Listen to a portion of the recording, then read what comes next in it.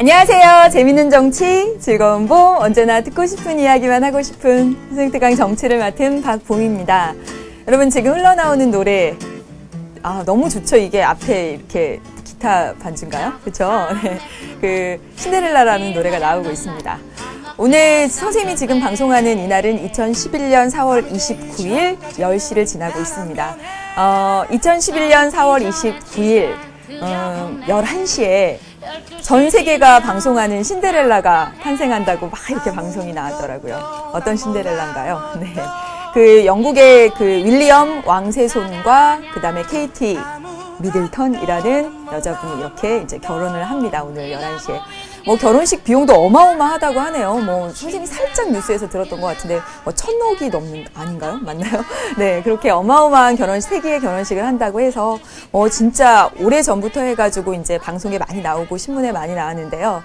그 둘의 나이가 29살 동갑이고 연애했던 기간이 굉장히 많이 길었다고 해요. 대학교 때 만나서 지금까지. 그래서 이 여자분이 굉장히 오래 기다렸다고 해서 이 애칭이 웨이티 기다리다, 웨이티 케이트 이렇게 별명이 붙었다고 합니다. 그런데 이제 신문 기사들을 보니까 뭐가 나왔냐면 평민 출신으로 해서 왕세손의 왕세자비 뭐 이렇게 되었다, 세손비가 되었다 이렇게 기사가 나왔는데 평민 출신이라는 게 참으로 생소합니다. 영국처럼 이렇게 민주주의가 발전한 그런 나라에서 평민 출신이라는 말이 나오다니 이런 생각도 드는데 그 전에 다이애나 왕세자비는 그러면 평민 출신이 아니었나 하고 찾아봤더니 백작의 딸이었다고 하네요. 그래서 우리나라랑 굉장히 다른 그런 생소한 용어들도 나오고 그 영국에서 영국 사람들은 이런 왕이 있는 이런 입헌 군주제는 가장 영국스러움을 상징한다라고 이야기할 정도로 왕실에 대한 신뢰도 높고 또 이번 결혼식을 통해서 벌어들이는 관광 수입이라든가 이런 것도 대단하다고 합니다. 아무튼 뭐 신문 기사마다 뭐마다 신데렐라가 탄생했다라는 기사가 나왔긴 해서 그래서 선생님이 신데렐라라는 음악을 틀었지만 여러분 그 케이티라는 여자가 정말 어느 날 갑자기 신데렐라가 된 자기 노력도 하나도 하지 않고 그냥 신데렐라가 된 그런 여성이 아닌 것 같다라는 생각을 했습니다. 정말 지적으로도 뭐 훌륭하대요. 그리고 이 처신하는 것도 그렇고요. 그리고 뭐 그 복종 서약이라고 하더라고요. 결혼을 할 때 나는 남편에게 복종하겠다라는 그런 서약도 거부했다고 해서 아주 당당한 그래서 그런 말도 했답니다. 나와 연애하는 윌리엄이 굉장히 행운하다라고 하면서 자신을 막 더 이렇게 아주 당당한 여성이었습니다. 그래서 여러분들 그 요즘 어느 날 갑자기 나도 신데렐라가 되어야지 이런 꿈을 꾸는 학생들은 없겠지만 모든 일에는 그런 행운보다는 어떤 노력 이런 것들이 다 수반되어야지 좋은 결과가 나지 않을까 하는 생각을 하면서 이런 얘기 해봤습니다. 요즘 이슈가 되는 얘기이기도 하고요. 네, 오늘 이 시간에 이제 국제관계와 국제기구 하는 부분을 나가도록 하겠습니다. 여러분, 교재로 보면요, 18번째 주제, 벌써 18번째 주제까지 왔고요. 교재 144페이지입니다. 오늘 공부할 내용부터 먼저 소개를 하고, 그리고 짝짝짝 진행해 나가보도록 하겠습니다. 국제관계와 국제기구 하는 이 부분에 대해서는 여러분, 이번 시간과 다음 시간에 걸쳐서 같이 공부를 해 나가도록 하지요. 네. 우리 이제 국제정치 파트를 하고 있는 거잖아요. 이거 좋은 거 사놓고 왜. 네. 국제사회를 보면요. 정말 많은 문제들이 있습니다. 선생님이 뭐 다음 시간에도 이야기하겠지만, 국제사회에 정말 다양한 문제들이 있고, 이 다양한 문제들을 해결해 나가는 데 있어서 상호 협조하고 또 상호 의존하는 것은 너무나 중요해졌습니다. 어느 한 나라 혼자서 해결할 수 있는 문제들이 별로 없죠, 이제는. 그쵸? 국제사회가 이런 모습을 띠에 따라서 어떠냐면 이런 다양한 문제들, 이런 것들을 규율해 나가는 대표적인 두 가지가 바로 국제법과 국제기구입니다. 그래서 이번 시간과 다음 시간에 여러분들이 배울 두 가지 가장 큰 주제는 국제법 그리고 국제기구가 되죠. 네. 국제법과 관련해서 우리가 공부할 내용은 국제법의 종류입니다. 그래서 작년에도 조금 어렵게 이 국제법의 종류 가운데 조약에 관해서 시험 문제가 나왔고 그동안 나왔던 국제법의 종류 문제와 비교해 봤을 때 굉장히 심화되게 이렇게 들어가서 선생님도 이렇게 심화된 그런 이야기들을 좀 해보도록 하겠습니다. 그래서 국제법의 종류에 대해서 좀 알아봐야 되겠고 또 하나는 이 국제법은 국내법과 어떤 차이가 있는지 국내법과 비교하는 것. 여러분 어렵지 않게 한 번만 정리하면 알 수 있을 겁니다. 그래서 국제법에 대한 내용들은 이렇게 배우게 되고요. 그 다음에 국제기구와 관련해서 첫 번째로 배울 내용은 국제기구는 어떤 종류, 유형, 분류입니다. 국제기구를 분류해 보고요. 그 다음에 이 아주 대표적인 국제기구로서 국제연합에 대해서 살펴보도록 할 거예요. 네, 이렇게요. 지난 3년간 출제된 빈도를 따져보면 이 국제법 전체적으로 해서 한 6문제 정도가 출제됐고요. 작년에 정말 어려운 조약 문제가 나왔었다라고 이야기를 드렸죠. 그리고 국제기구 유형과 관련해서 2문제, 국제연합과 관련해서 3문제 정도가 지난 3년간 기출이 되었습니다. 그래서 여러분 딱딱딱 시험 문제에 나올 만한 포인트 벌써 먼저 집었어요. 그리고 내용들 들어가서 세세히 하나하나 알아보면 되겠습니다. 그러면서 이 국제기구 할 때는요, 아마 다음 시간이 될 텐데, 우리가 개념 강의에서는 이 국제기구를 어떻게 분류하느냐, 유형별로 이렇게 나누는 데까지 갔다면, 이번 시간에, 다음 시간에, 이번 수능특강 강의에서는 이 국제기구 중에서 특히 WTO라든가 또 EU라든가 이런 국제기구들에 대해서도 좀 들어가서 속속들이 좀 살펴보는 시간을 갖도록 하겠고요. 그리고 국제연합에 대해서도 여러분 국제연합의 각 기구들, 그리고 특히 국제연합의 기구 중에서 국제사법재판소하고 국제형사재판소를 조금 구분해 보도록 하겠습니다. 이렇게 비교해 보도록 할게요. 그래서 우리가 이번 시간에 배울 내용, 다음 시간에 배울 내용 이렇게 첫 번째 국제법에 대해서 두 번째 국제기구에 대해서 공부를 해보도록 하겠습니다. 되셨죠? 네. 이제 첫 번째 국제법부터 보도록 할게요. 자기 공부할 내용들 머릿속에 들어와 있죠?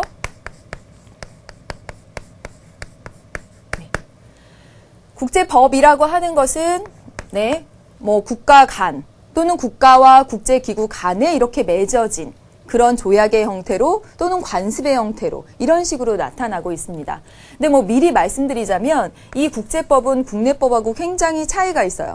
어떤 차이가 있냐면 우리 국내에 많은 법률들이 있죠. 그렇죠? 그 법을 지키지 않으면 어떤 불이익을 받고 또는 형벌을 받고 한다는 것을 여러분 잘 알고 있습니다. 그렇지만 이 국제법은 지키지 않아도 제재가 그다지 크지 않아요. 예를 들어서 보면 유엔 연합 현장에 보면 그런 내용이 있습니다. 전쟁을 하지 말아야 된다라는 그런 전쟁 금지에 대한 그런 조항들이 있음에도 불구하고 지금 보세요. 얼마나 많은 전쟁, 특히 그 냉전 이후에는 내전들이 정말 많이 일어나고 있죠. 국내에서 인종 간, 민족 간, 종교 간 그런 대립들이 많이 일어나고 있죠. 그래서 국제법이라고 하는 것은 국내법에 비해서 그다지 강제성, 실효성 있는 제재 이런 걸 못하고 있다는 한계가 있긴 하지만 어쨌든지 간에 오늘날 이 복잡다단한 국제사회를 규율해가는 하나의 장치로서 중요하기 때문에 배우게 되는 겁니다. 그래서 이제 첫 번째로 국제법의 이제 종류를 보는데 여러분 우리가 개념 강의에서도 국제법의 종류 3가지로 나눴습니다. 그쵸? 네. 국제법의 종류 3가지로 나눠서 살펴봤어요. 그거 전제한 상태에서 조금씩 살을 붙여보도록 하겠습니다. 국제법의 종류는 3가지로 나눌 수가 있는데 첫 번째 조약, 두 번째 국제관습법,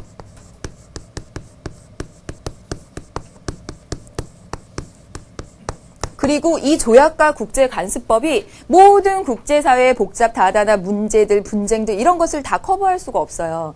그래서 법의 일반 원칙 이렇게 들어가게 됩니다. 그러면 하나하나 이제 살펴보도록 할게요. 조약이라고 하는 것은 선생님이 이 내용에 대해서는 개념 강의에서도 했어요. 한번 더 보세요. 근데 아주 중요한 사항이 있습니다. 국가와 국가 또는 국가와 국제기구 간에 맺어진 문서의 형태로 맺어진 문서의 형식으로 맺어진 문서 보이죠? 그쵸? 문서 보입니다. 그래서 명시적인 형태의 법입니다. 밝을 명, 보일 시, 명시적인 형태의 법입니다. 그래서 지금 여기서 중요한 건 뭐냐면 이 조약의 아주 대표적인 예로 우리가 들 때 한미 뭐 상호 방위 조약이라든가 한일 어업 협정이라든가 한미 FTA 이런 식으로 해가지고 국가와 국가 간에만 체결된 것으로 생각하기 쉽습니다. 그런데 그렇지 않고요.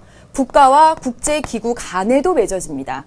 요즘 뭐 국회에서 비준 동의 절차를 거친다 만다 하는 그렇게 한 EU라는 국제기구 있죠. 한 EU FTA 뭐 협약 이런 식으로 해서 국가와 국가뿐만 아니라 국가와 국제기구 사이에도 맺어지는 것.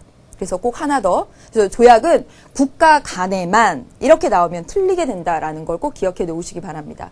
작년에 이 조약에 관한 문제가 나면서 굉장히 사실은 좀 지엽적인 부분, 어쩌면 정말 너무너무 세세한 부분까지 들어가서 여러분을 좀 골탕 먹였거든요. 그렇기 때문에 조약은 국가 간에만 이렇게 하면 틀리게 되고 국가와 국제기구 간에도 맺어지는. 게다가 지금 보세요. 국가와 국가라는 1대1로 생각하기 쉽습니다. 한미 상호 방위 조약, 한일 어업 협정, 한국 뭐 그다음에 EU 이런 식으로 1대1로만 하는 것이 아니라 예를 들어서 보면요. 생물 다양성 협약처럼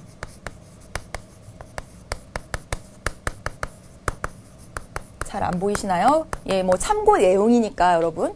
이 생물 다양성 협약처럼 무려 155개 나라 국이 서로 서명하고 사인해서 이렇게 조인한 그런 조약도 있습니다. 그래서 국가 간이라고 했을 때 이 국가가 2개의 국가가 아니라 2개 이상의 국가, 심지어 155개국의 국가가 모여서 만들 수도 있다라는 것입니다. 되셨죠? 네, 여기까지 이렇게 봤습니다. 그러면서 이제 지난 시험에서 아주 중요해진 내용, 네, 볼게요. 이 조약에 대해서 조약 체결 과정의 일부분을 좀 보도록 하겠습니다. 이 조약에 대해서 조약을 맺으면 이것을 서명을 하고 처음에 그리고 비준 동의를 거칩니다. 동의를 거치고요. 그 다음에 비준 동의서를 교환합니다. 비준 동의서 교환이 아니라 비준된 조약을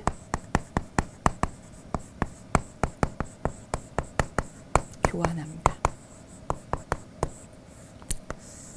이런 과정을 가게 되는데, 자 보세요. 지금 이 조약이라고 하는 것은 국가 간, 이 국가 간이라고 하는 것은 2개가 아니라 2개 이상의, 심지어 155개국 이상의 국가들이 모여서 문서의 형식으로 만든 아주 명시적인 그런 형태의 국제법을 조약이라고 합니다. 네. 그래서 이 조약에는요, 이렇게 협약이라는 말도 쓰고 협정이라는 말도 쓰고 또는 조약이라는 말로 이렇게 붙여서 나오면 그게 모두 조약이라는 형태의 국제법입니다. 이 조약은요, 문서의 형식으로 그 체결한 그 당사 국가만 규율합니다. 그 국가에만 구속돼요. 체결 당사국만 구속해요. 다시 말하면 생물 다양성 협약에 155개국이 서로 서명해가지고 서로 이렇게 조약을 이제 이렇게 체결하게 되면 이 생물 다양성 협약이라는 걸, 그러면 이 155개국에만 이 조약이 적용되는 거지 서명하지 않은 다른 나라들에 대해서 이거 지켜 이렇게 하지 않는다라는 얘기입니다. 그래서 체결 당사국만 구속한다는 거, 문서의 형식이라는 것. 네, 여기까지가 뭐 개념 강의에서 중요했던 내용이라면 이제 이 조약 체결 과정을 좀 이렇게 보도록 할게요. 그러면 첫 번째로 이제 많은 이제 작업들이 있고 난 다음에 이제 조약에 대해서 서로 서명을 합니다. 내용 좋네. 이렇게 하자라고 서명을 합니다. 이 조약에 서명을 하는 주체는 바로 정부입니다.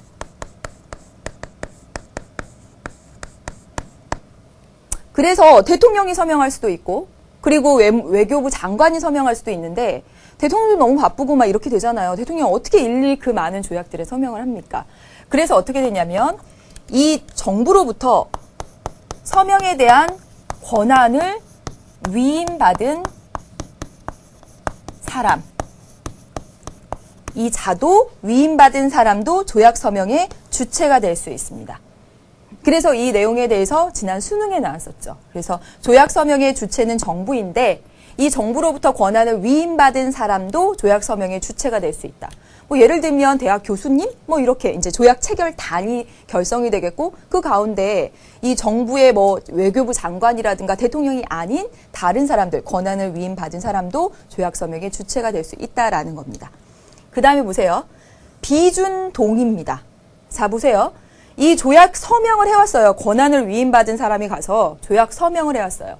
한미 FTA 조약 체결단이 있습니다. 우리나라도요. 그렇게 구성이 됐어요. 그러면 그 조약 체결단이 가서 서명을 해왔어. 그러면 이 비준이라고 하는 것은 누가 하냐면 최고 정책결정권자. 우리나라에선 대통령이 하게 돼 있습니다. 우리나라에서는. 오, 잘해왔는데 좋아 라고 하면서 최고 정책결정권자가 오케이 하는 것을 비준이라고 해요. 우리나라에선 대통령, 최고 정책결정권자.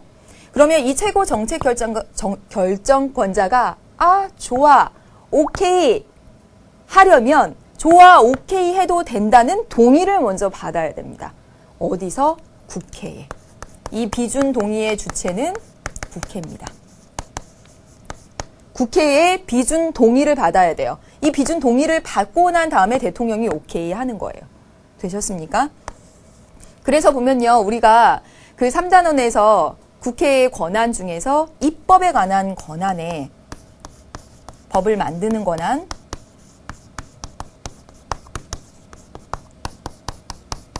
권한에 조약의 비준 동의권이 있었던 사실을 기억하시죠? 그러면서 국회가 입법에 관한 권한으로서 비준 동의를 해주게 되면 그 다음에 이 비준된 조약을 서로 국가 간에 이렇게 교환합니다. 이제 이렇게 체결된 조약 이렇게 교환하죠. 그러면서 비로소 최종적인 조약의 효력이 발생하는 거죠. 조약으로서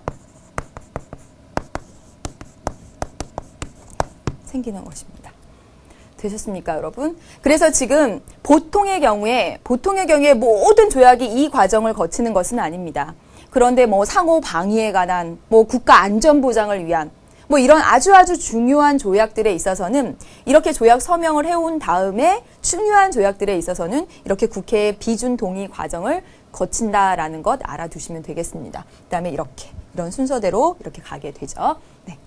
그다음에 볼게요. 여기까지가 아주 중요한 내용이었어요. 그다음에 이제 국제관습법입니다. 뭐 관습법은 그야말로 여기 관습이라는 말 속에서 여러분이 다 짐작을 하시겠지만 뭐냐면 문서의 형식이 아니라 즉 보이는 것이 아니라 안 보이는 것, 묵시적. 국가 간의 묵시적 합의. 묵시적 합의에 의해서 이것이 관행이 되었고요. 법으로 법적 효력을 갖게 되는 것이죠.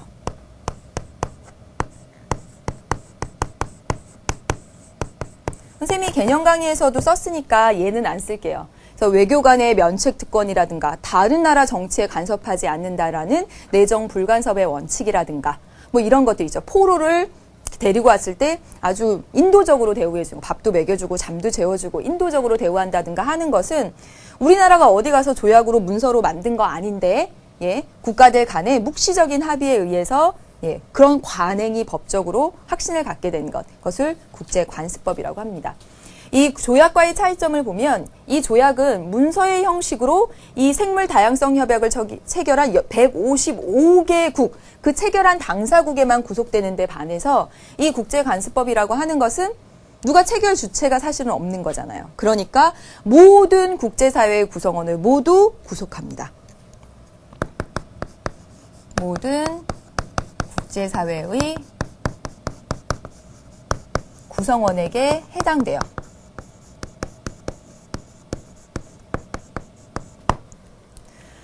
이처럼 이 국제법에는 대표적으로 조약과 국제간수법이 있고 뭐 예를 들어서 설명하면 그 해양에 관해서 해양 바다에 관련된 법을 보면 우리나라는 개별적으로 한일어협정 또는 한중어협정하는 조약도 맺고 있지만 그 해양과 관련해서 뭐 이런 국제관습법도 있습니다. 예를 들면 뭐냐면 영해를 정할 때는 그 나라로부터 3해리다.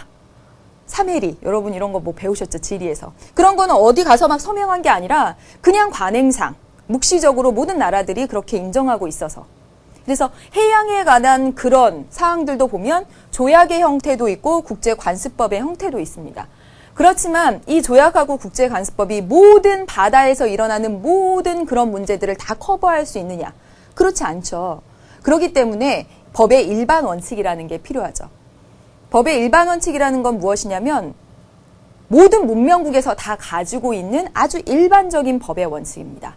예를 들면 법률 관계는 서로 믿고 그리고 성실하게 해야 된다는 신의 성실의 원칙이라든가 또는 자기가 권리를 가지고 있다고 해서 그 권리를 다른 사람을 해치는 데 쓰는 것이 아니라 권리를 남용하지 말자. 남용 금지의 원칙이라든가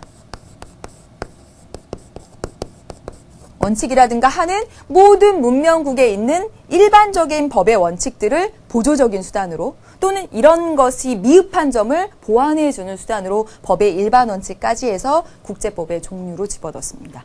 되셨죠? 자, 국제법의 종류 조약, 국제관습법, 법의 일반 원칙 이렇게 봤고요. 조약 문서의 형식, 체결 당사국만 구속하고 국제관습법 묵시적 합의에 의해서 모든 국제사회 구성원을 구속합니다. 그래서 예를 들어서도 이야기했고요. 그러면서 이 조약의 체결 과정 중간 부분에 이렇게 중요한 부분, 주체되는 부분, 누가 주체이냐로 해서 이렇게 살펴보았습니다. 시사적인 자료 하나 보면서 이 부분을 다시 한 번만 정리해 보도록 하겠습니다. 이 신문은요, 2011년 4월 25일자 문화일보 신문입니다. 자, 보세요. 국회의 외교통상통일위원회는 국회입니다. 국회. 자, 보세요. 이건 상임위원회죠? 그쵸? 상임위원회 거쳐서 어디 갑니까? 본회의 가죠? 기억하시죠? 25일 국회에서 한 유럽 자유무역협정. 자, 보세요. 협정이란 이름으로 나왔으니까 조약입니다. 그래서 이 조약은 하나의 국가와 국제기구 사이에서도 체결된다라는 것을 알 수가 있습니다. 그쵸? 이 비준 동의안 처리. 자, 보세요. 이 비준이라는 건 국가의 최고 정책결정권자인 우리나라의 경우 대통령이 가지고 있는데 이 비준을 하기 위해선 국회의 동의를 거쳐야 됩니다. 이렇게 중요한 조약에 있어서. 그래서 모든 조약이 비준 동의를 한다라는 건 아닙니다. 중요한 조약에 있어서. 그래서 한 유럽 자유무역협정 비준 동의안 처리에 복병으로 떠오른 축산농가 세금 감면 문제를 놓고 정부 측과 막판 절충 중이래요. 자세한 내용은 여러분이나 저나 잘 모르겠지만, 한 EU FTA 협약을 맺게 되면 그 유럽 연합 거기 국가들로부터 낙농업 제품들이 되게 많이 들어오겠죠. 그럼 우리나라 축산 농가들이 힘겨워할 거 아니에요. 그래서 우리나라 축산 농가에 대해서 세금 감면 문제를 가지고 정부와 막판 절충을 벌이고 있대요. 그래서 여야는 현재 소규모 축산 농가에 대해선 양도소득세, 세금을 감면해주는 등 이런 방향으로 의견 일치를 보고 정부를 압박하고 있대요. 그래서 4월 국회 중에서 비준 동의안 처리가 될지 아직은 모르겠다, 주목된다. 그러면서 중간 생략하고요. 한나라당은 이번 4월 국회 내에 처리가 불가능할 경우, 이건 여러분 3단원과 조금 이제 접목해서 보세요. 5월 임시국회를 열어서, 여러분 임시국회 소집에 대해서도 아시죠? 대통령 또는 국회의원 4분의 1 이상의 요구가 있을 때 임시국회를 열어서 이렇게 법률안 또는 조약에 대한 비준 동의안을 처리할 수가 있습니다. 되셨죠? 이 위원장은 오늘 27일, 여러분 이것도 보세요. 당정협의. 기억하십니까? 이건 2단원에서 나왔습니다. 정책을 결정할 때, 정당의 기능으로서, 정당의 기능은 정책 결정 과정을 조율하는 그런 역할을 한다고 했었죠. 기억나십니까? 그래서 이 정당은 굉장히 그 국가기관과 국민의 이 사이에서 정당과 정부 간에 이렇게 만나서 협의하고 그러면서 정책 결정 과정에 이 조정하고 이런 역할들을 한다고 했습니다. 그래서 여기 당은 한나라당이 되겠고 여당이 되겠고 정부가 한 번 더 만나서 이 내용에 대해서 다시 한번 절충해 보겠다. 라고 하는 내용입니다. 그래서 조약에 관련된 내용으로서 나온 시사 자료 한번 봤습니다. 되셨죠? 네. 이제 지금 조약, 국제관습법, 법의 일반 원칙 가는 국제법의 종류를 살펴봤어요. 그러면 이제 두 번째, 국제법과 국내법은 어떤 차이가 있는지 좀 보도록 하겠습니다.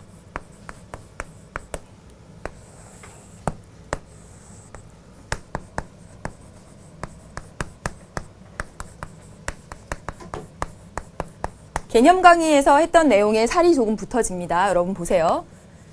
형성, 국내법이 만들어질 때, 그 다음에 이게 적용되는 범위, 국제법이, 또 이 법을 집행하는 기관, 그 다음에 적용하는 기관,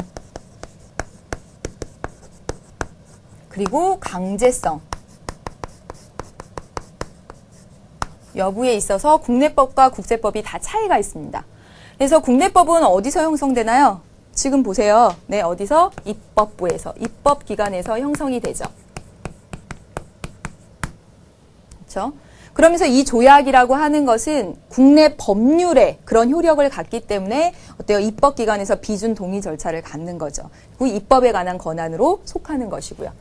국제법은 어때요? 국가 간의 합의로서 명시적이든 묵시적이든 하는 국가 간의 합의로서 성립됩니다.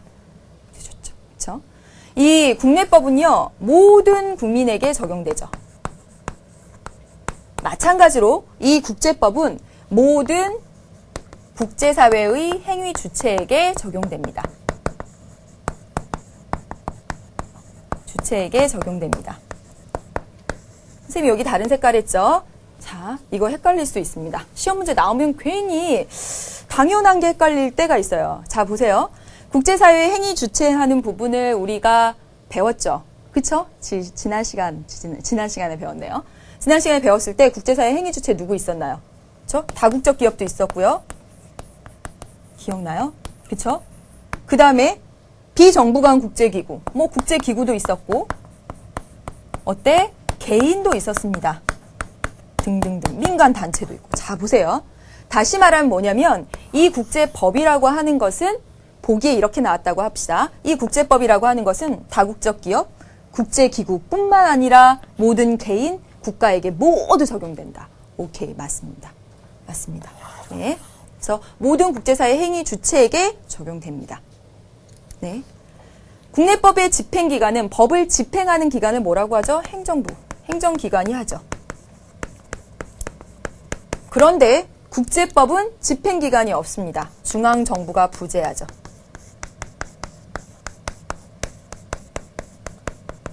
그래서 아주 실효성 있는 그런 제재, 강제력을 행사하기가 미리 말하자면 어렵습니다. 그 다음에 이 법을 적용해서 판단하는 사법기관이 있죠. 국내에는. 국제법도 국제법을 기준으로 해서 이렇게 적용해서 분쟁을 해결하려고 하는 기관이 있습니다. 어디냐면 국제사법재판소죠. 다음 시간에 이야기가 될 텐데요. 이 국제사법재판소는 국제연합의 기구입니다. 한 기구가 됩니다. 그때 이제 설명을 하면서 이야기를 할 텐데 국내의 사법기관과는 다른 그런 차이점을 가지고 있습니다. 그래서 이야기를 좀 드릴게요. 그 다음에 국내법의 강제성은 강하죠. 안 지키면 정말 많이 혼쭐이 나죠. 근데 국제법의 강제성은 약합니다. 선생님이 아까 서두에도 말씀드렸지만 국제법에, 조약에, 국제연합 헌장에 전쟁하지 말자라고 써있지만 끊임없이 전쟁 계속하고 있습니다. 그것은 왜 그러냐면 그런 법이 모든 국제사회의 행위 주체에게 적용되고 있지만 그렇지만 중앙정부가 부재하고 그 다음에 국제사법재판소가 국내의 이 사법기관과 다른 차이점이 있기 때문에 그렇습니다. 그래서 여기까지 해서 국제법과 국내법의 차이점에 대해서 살펴보았습니다. 되셨나요? 이제 세 번째. 국제법을 바라보는 시각.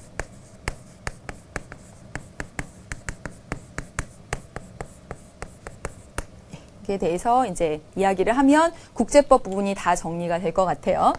자, 보겠습니다. 국제법이 있어요. 조약이든 국제관습법이든 등 간에 국제법이 있습니다. 이 국제법에 대해서 현실주의자의 생각과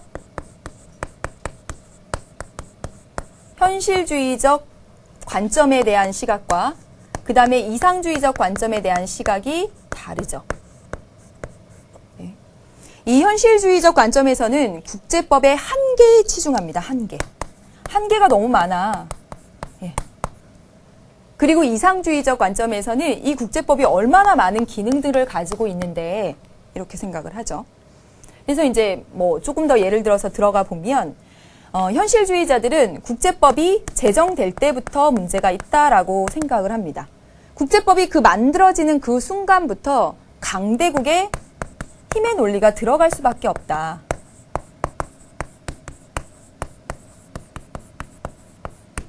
봐라. 뭐 한국하고 일본 간에 그 맺어졌던 그 조약이 뭐죠? 강화도 조약. 그런 거 봐라. 뭐 정말 대등한 관계에서 국제법이라고 하는 그런 것이 만들어진 거냐? 아니지. 일본의 입장에서 강대국의 입김이 확 들어간 상태에서 만들어진 거 아니냐? 그런 강화도 조약의 예를 봐도 강대국의 힘의 원리가 만들어질 때부터 들어간다.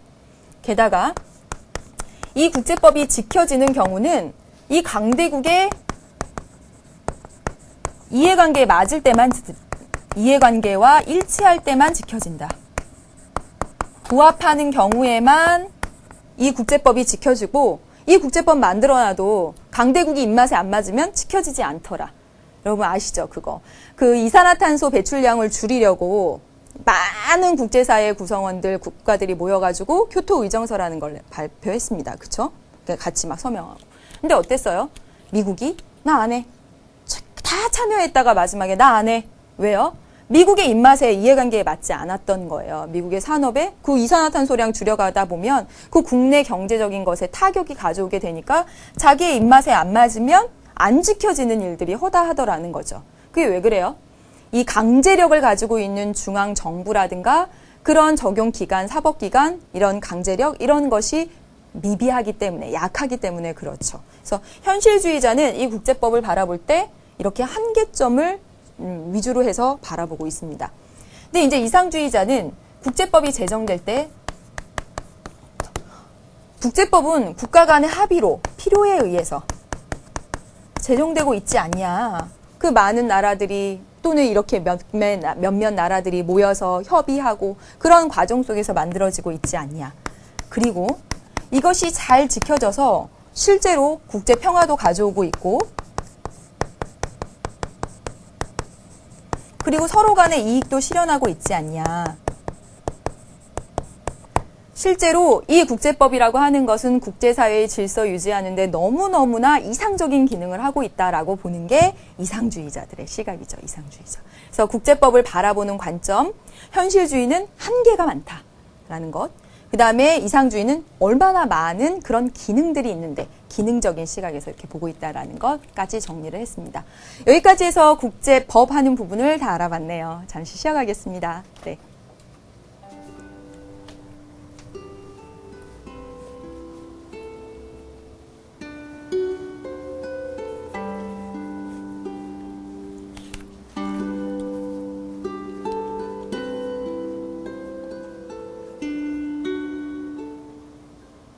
선생님이 이렇게 막 TV 채널 막 돌리고 있는데 예전에 나왔던 무릎팍도사에 나왔던 저 황석영 씨를 보게 됐습니다.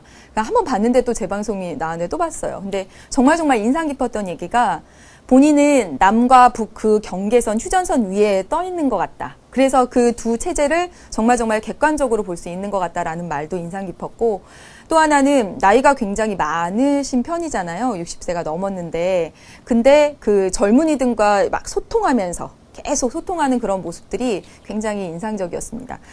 누구든 저도 그러려고 노력을 하고요. 누구든 이게 닫고 살고 그 다음에 계속 얘기하지 않으려고 하는 것은 정말 아닌 것 같아요. 그래서 많이 소통하겠습니다. 저도요. 네. 여기까지 해서 국제법 봤고요. 이제는요. 국제기구하는 부분의 내용이 국제연합도 좀 많고 그러니까 국제기구하는 부분 조금 더 들어가 보도록 하겠습니다. 이제 두 번째 국제기구입니다. 국제기구는 국가를 초월한, 그래서 이렇게 표현합니다. 초국가적인 행위체라고 표현을 하고요. 초국가적인 행위체로서 두 개 이상의, 자 보세요 여러분,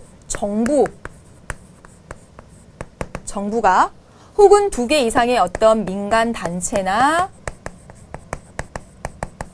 또는 개인이 만들 수가 있습니다. 그래서 여기서도 조금 함정을 파자면 이런 것도 나올 수 있죠. 국제기구는 민간 단체나 개인이 주체가 되는 것은 국제기구가 아니다. 이렇게 말하면 안 되는 겁니다. 그렇죠? 그래서 이 정부가 가입의 주체가 되는 것을 정부 간 국제기구라고 불리고 민간 단체나 개인이 가입의 주체가 되는 것을 NGO, 비정부 간 국제기구라고 불리죠.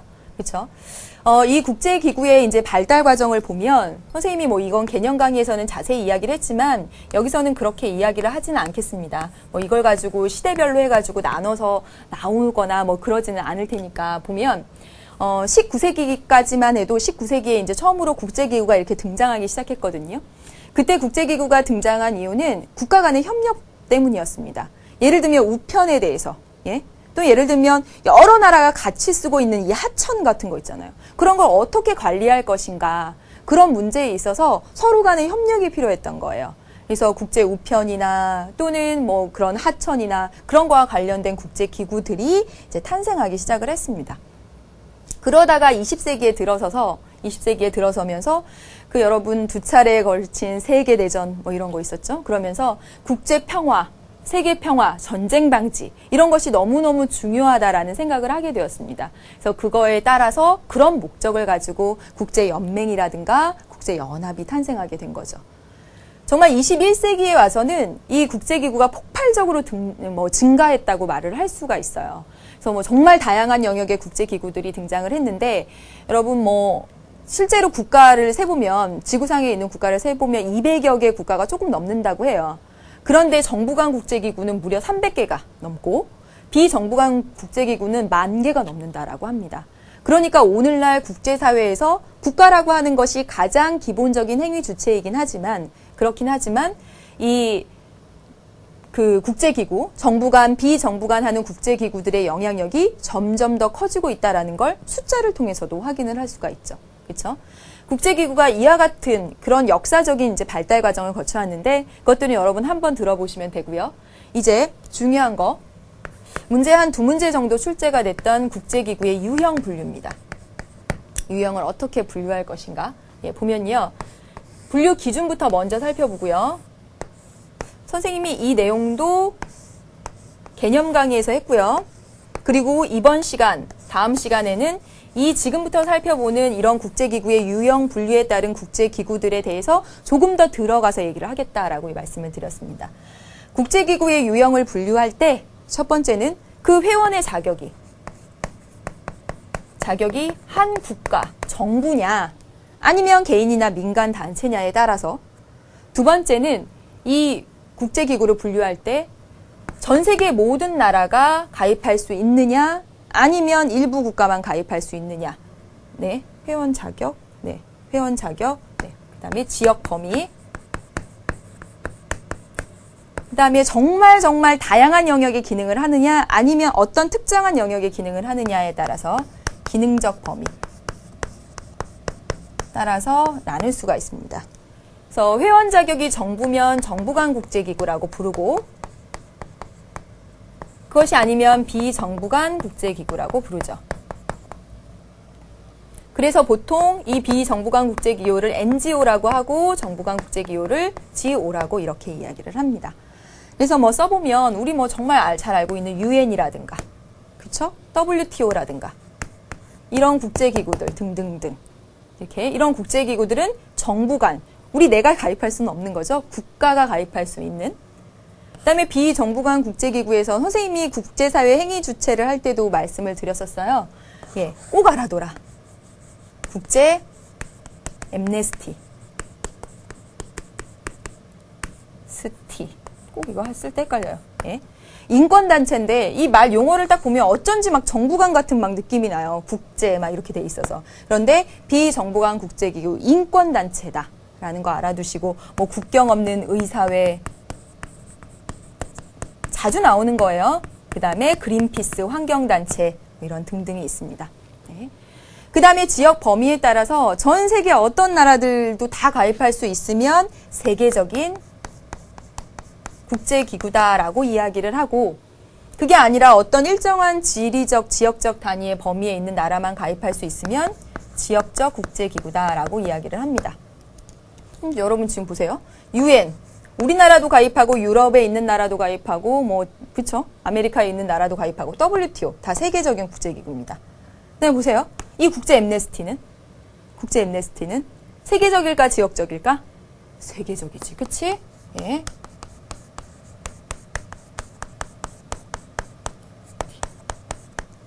자, 지금 이거 보세요. 이 국제 엠네스티가 비정부간 국제기구라고 해서 이것을 분류할 때 세계적인 국제기구다 하는 것을 헷갈려 하시면 안 됩니다. 세계적인 국제기구죠. 지역적인 국제기구에는 뭐 에이펙, 아시아 태평양 연안에 있는 그런 나라들만 가입할 수 있는 그런 것이라든가 나프타 중요해서 아주 다음 시간에 또 이야기를 하게 될 겁니다. 나프타라든가 여기 미국, 캐나다, 멕시코 이 세 나라가 모여서 하는 이런 자유무역 협정에 관한 이런 국제기구가 있죠. 그렇죠? 그 다음에 기능적 범위에 따라서 정말 다양한 기능들을 하면 포괄적 국제기구다라고 불리고요. 그렇지 않고 특정한 영역에 대한 그런 기능을 하면 제한적 국제기구라고 불립니다. 그래서 이렇게 보면요. 유엔은 정말 다양한 기능을 하는 그런 국제기구입니다. 뭐 전쟁 방지, 평화, 뭐 경제 협력 등등등 정말 많은 기능을 하죠. 유엔이라든가 EU 이런. 그런데 제한적 국제기구에는 여러분 여기서 한번 찾아볼까요? 그쵸. 국제 엠네스티.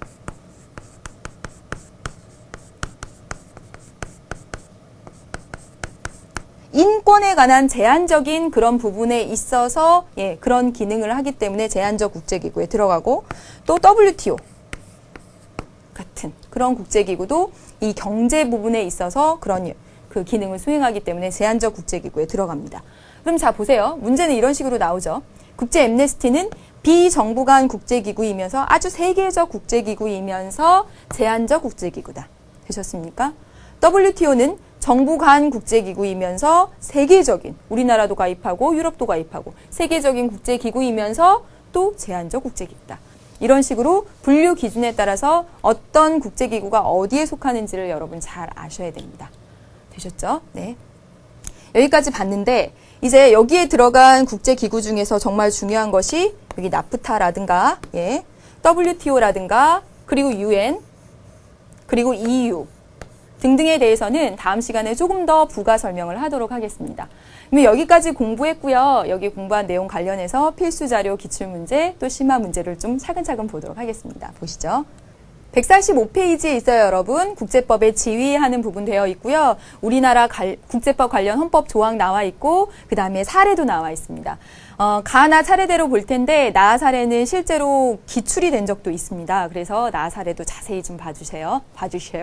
네, 볼게요. 국제법 관련 우리나라 헌법 조항입니다. 지금 보시면 헌법에 의해서 체결 공포된 조약과 일반적으로 승인된 그런 국제법은 국내 법의 효력을 갖는다라고 했습니다. 따라서 헌법의 아래 법률의 효력을 갖는다. 국내 법률의 효력입니다. 그래서 국회는 상호 원조 안전 보장에 관한 조약, 중요한 국제 조직에 관한 조약, 자 보세요. 이런 거 내용 나와 있는데 이런 거 외우실 필요는 없어요. 등등등 입법 사안에 관한 이런 조약의 체결 비준에 관한 동의권을 가진다. 다시 말하면 조약에 대해서 이러이러한 상황에 대한 중요한 조약에 대해서는 국회가 비준 동의권을 갖고 있다라는 것, 중요한 조약에 대해서입니다. 모든 조약 아니고요. 그래서 여기서 두 가지 확인하면 되겠습니다. 법률과 같은 효력, 그 다음에 중요한 조약에 대해서 체결 비준 동의권 하는 부분이죠. 네, 그 다음에 다음이요. 자, 이 내용은 좀 잘 알아두도록 합시다, 여러분. 초, 중, 고교 급식 재료로 국산 농산물을 우선적으로 사용하도록 규정한 지방자치단체의 조례입니다. 여러분 다시 한번 법률의 체계를 써보면 가장 위가 헌법이고 그 다음에 법률이죠. 그 다음에 조례, 명령, 조례, 규칙 이렇게 나가죠. 그렇죠?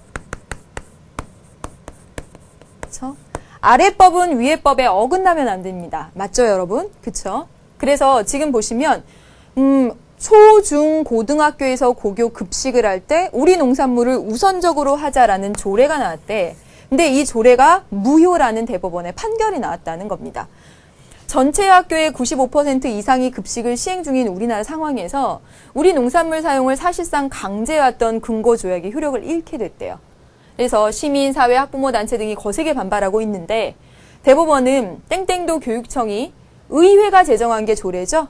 예, 이 도의회가 학교 급식 조례에 관해서 학교 급식을 할 때는 꼭 그 도시에 있는 농산물만 사용하도록 규정한 것은 1994년 관세 및 무역에 관한 일반 협정 관련 조항에 위배된다라고 했습니다.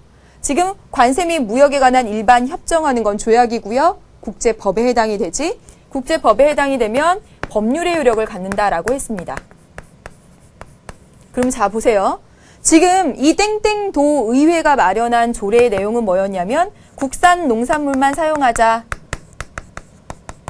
물만. 뭐 할 때? 급식할 때. 이게 조례의 내용이었습니다. 그런데 이 당시 1994년에 이렇게 맺은 이 일반 협정의 내용을 보면 어떻게 나와 있냐면 국산 농산물하고 그 다음에 외국에서 한 수입 농산물을 차별하지 말자. 차별하면 안 된다. 차별 금지 조항이 있습니다. 그럼 분명히 이 아래 하위의 조례가 위의 국제법에 어긋나는 거죠. 왜요? 국제법이 법률로서의 효력을 갖기 때문에. 그래서 당시에 이게 무효 판결이 났고요. 무효 결정이 났고 이거에 대해서 이제 반발했다라는 내용입니다. 내용 이해되셨죠? 그래서 여기서 중요한 건 이 조약이 법률의 효력을 갖는다라는 점입니다. 되셨죠? 네. 그 다음에 아래에 있는 그러면 기출문제 한번 볼까요?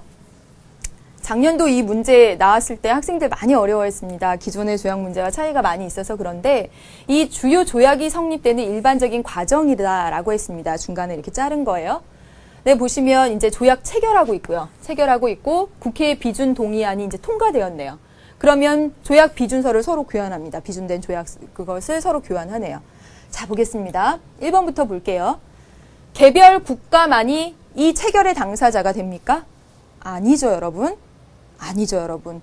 한 EU FTA 협정, 그렇죠? 국제기구도 또는 민간 단체도 조약의 당사자가 될 수 있습니다. 네, 이것도 많이 헷갈려 했습니다. 그 다음에 2번 가해 행위는, 체결한 행위는 이 권한을 위임받은 자에 의해서도 이루어집니다. 대통령이 할 수도 있고 그 다음에 외교부 장관들이 할 수도 장관이 할 수도 있는데 못했을 때 이 권한을 넘겨받은, 위임받은 사람이 할 수 있습니다. 그래서 정답은 2번이었습니다. 어려웠어요. 볼게요. 나를 위해서는 국회 출석위원 3분의 2 이상의 동의가 있어야 한다. 자, 보세요.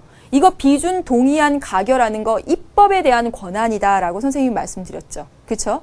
입법에 대한 권한은 여러분, 입법을 할 때, 입법 과정 기억나십니까? 입법할 때, 법률안 만들 때 어때요? 일반 의결 정족수라고 해서 국회 제적의원 과반수가 출석하고 출석한 의원의 과반수가 찬성을 하게 되면 되는 거죠. 이게 뭐예요? 왜 갑자기 3분의 2? 아니죠. 그렇죠? 일반 의결 정족수니까 아닙니다, 여러분. 그 다음에 달을 통해서 해당 조약은 조약 비준서를 서로 교환했어요. 이게 국제관습법으로 제도화된다. 말도 안 되죠. 문서를 교환해서 성문의 형태, 문서 형식의 성문법, 국제법, 성문의 국제법이 되는 거죠. 아니고요. 가에서 달을 거치면 해당 조약은 국내법보다 상위, 아니고 국내 법률의 효력을 갖게 됩니다. 작년에 이 문제 나왔을 때 여러분 가장 어려웠던 지문은 1, 2번이었고요. 이제 1, 2번 보기죠. 1, 2번 보기에 대해서는 여러분 충분히 설명이 되었을 거라고 생각을 하겠습니다. 여러분 실전 문제 1번이 지금 이 기출문제 1번하고 많이 유사성이 있습니다. 지금 기출문제 1번과 이번 시간에 공부한 내용이 잘 정리가 되었다면 실전 문제 1번도 아주 스무스하게 풀 수 있을 거라고 생각합니다. 여러분 국제기구 하는 부분 오늘 끄트머리에 약간 소개해 드렸는데요. 다음 시간에 그 국제기구 속으로 하나하나 들어가 보면서 또 정리해 보도록 하겠습니다. 오늘도 여러분 너무너무 수고 많으셨습니다. 다음 시간에 만나요. 안녕.